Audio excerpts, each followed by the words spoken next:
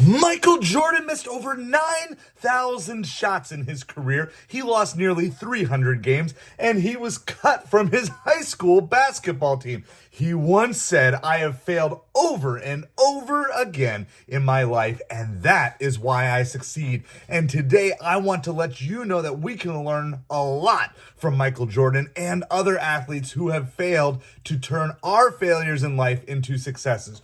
Jordan wasn't great just because of his talent. He was great because he knew how to turn failure into fuel for his life. Hi, everybody. My name is Craig. Welcome to A Side of Hustle. The goal of this channel is to move people from stupidly broken to fully free. And today we're going to break down legendary athletes and how they turn setbacks into comebacks.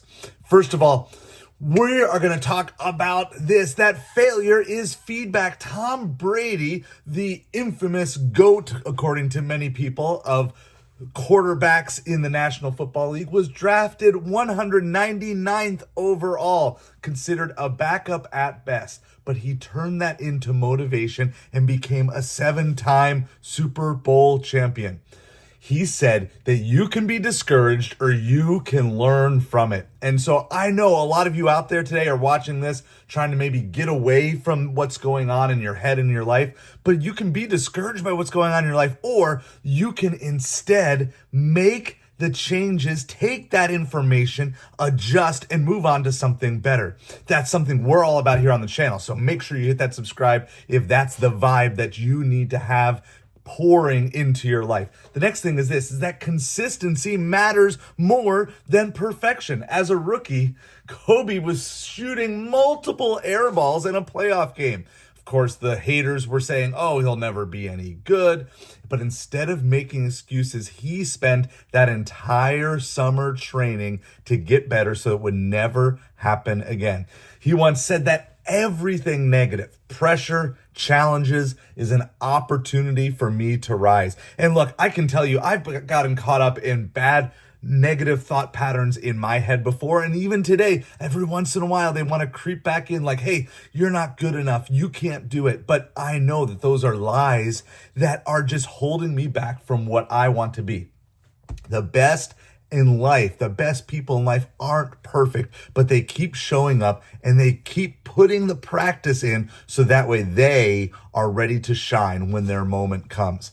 The next thing that we learn is our mindset is everything. We learned this from Serena Williams. She lost her first Grand Slam final as a teenager, but instead of crumbling, fading away in this idea of failure, she became one of the most dominant athletes ever. She said that a champion is defined not by their wins, but by how they recover when they fall. You are going to fall. Maybe you're in a point right now where you're broken and you already have fallen and you don't know where to go and you don't know how to get back up again.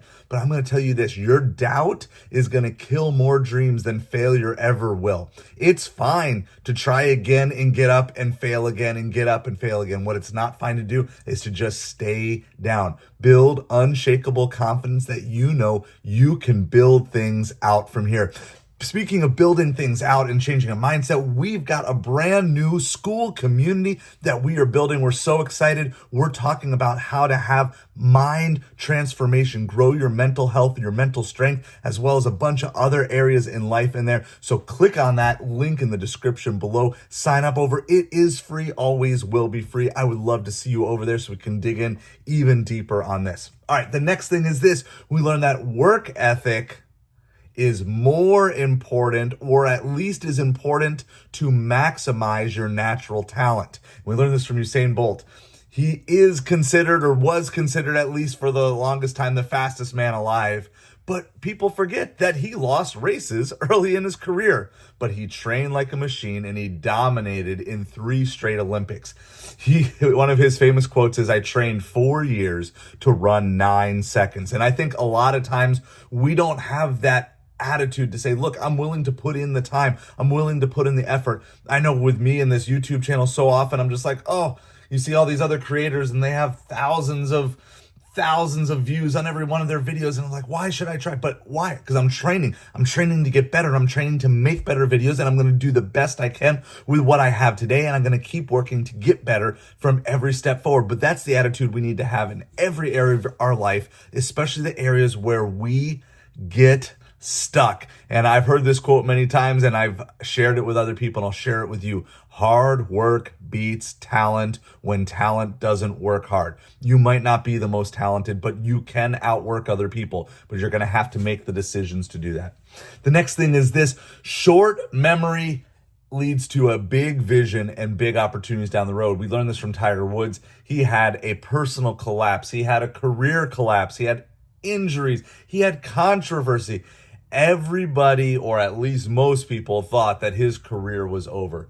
But instead of quitting and giving up, he came back and won the 2019 Masters Golf Tournament, one of the greatest comebacks in sports history, simply because he's not relying on a team there. It is something that you basically have to do. Sure, you have a caddy, but ultimately you're out there. You don't have the support of a team. It's one thing to say, hey, my team carried me to a championship, but no one can carry you to a Masters championship. It's you. And Tiger Woods' quote is, winning takes care of everything. And we've certainly seen this. And so what I want you to do is start building up some small wins in your life. Don't dwell on the loss. Don't dwell on the failure. Take the lesson you need to learn, but focus on the next play. Focus on the next thing that you can be breaking out from. All right. And I had 5 things, but I had to add in a bonus thing. You need to play for something bigger. On this channel, we're all about playing this game of life to serve other people, to bless other people, to help other people. But whatever your something bigger is, we learned a great lesson here from Derek Jeter. Early in his career, he was one of the league leaders in errors. He wasn't known as someone who was going to be this game-changing player. Of course, there was lots of hype and hope, but eventually he turned it around. He became a leader of his team, carrying the Yankees to 5 World Series titles. So there are going to be people that have more talent than you, and that's exactly what Jeter says here. The most driven athletes aren't playing for themselves. And so Jeter says this: there may be people more talented than you, but there is no excuse for anyone to work harder than you. And so don't play for yourself, play for a mission, play for a legacy, play for your why, play for your family, play for changing things however you want to do it.